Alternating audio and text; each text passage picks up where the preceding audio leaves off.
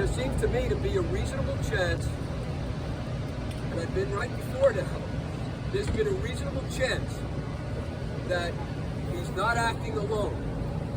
Remember this, what you heard today is that this man in the indictment took great pleasure in torture, and that he studied the Stockholm Syndrome, which is to say that he planned to, and perhaps did, take the women and torture them for long periods of time. Did he keep them in his basement before he killed them? Did he keep them in his storage units or somewhere else before he killed them? But he very carefully studied the Stockholm Syndrome. And he also talks about getting sleep so that when he wakes up, he can play. That would mean that he kept them alive. If he kept them alive, who else knows about this? Who else was involved in this?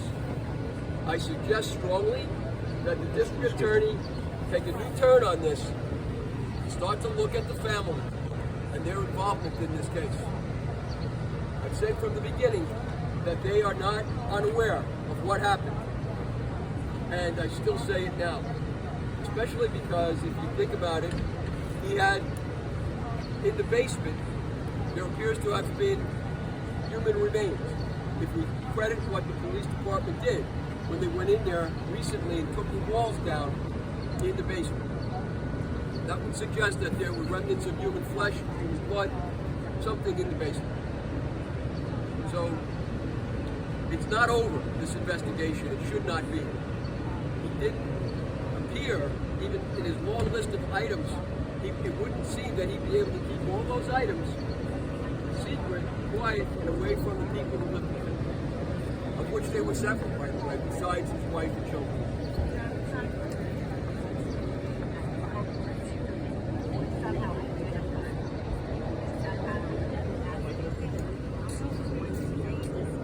Yeah, the Stockholm Syndrome suggests that he was trying at some point to cause these women to become his slaves before he killed them.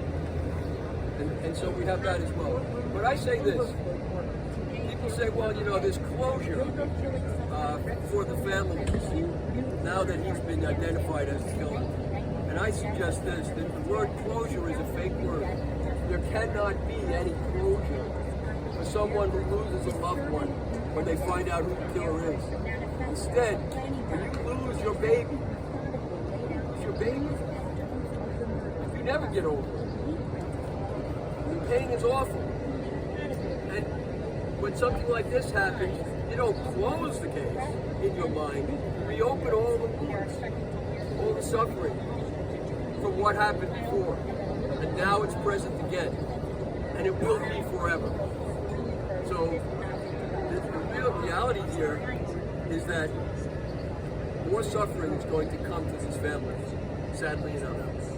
But I intend to continue with the work in the Shannon Gilbert case. I'm going to be asking the district attorney and the task force to reopen that investigation and look again. We have connections between Rex Heuermann and Shannon Gilbert, we know of. So he is possibly the killer not only there, but he's possibly a killer for other women in other states as well. So this is going to take a long haul. I will be there to watch it all, doing my job. I'm John Ray, and I'm the lawyer for many of the victims.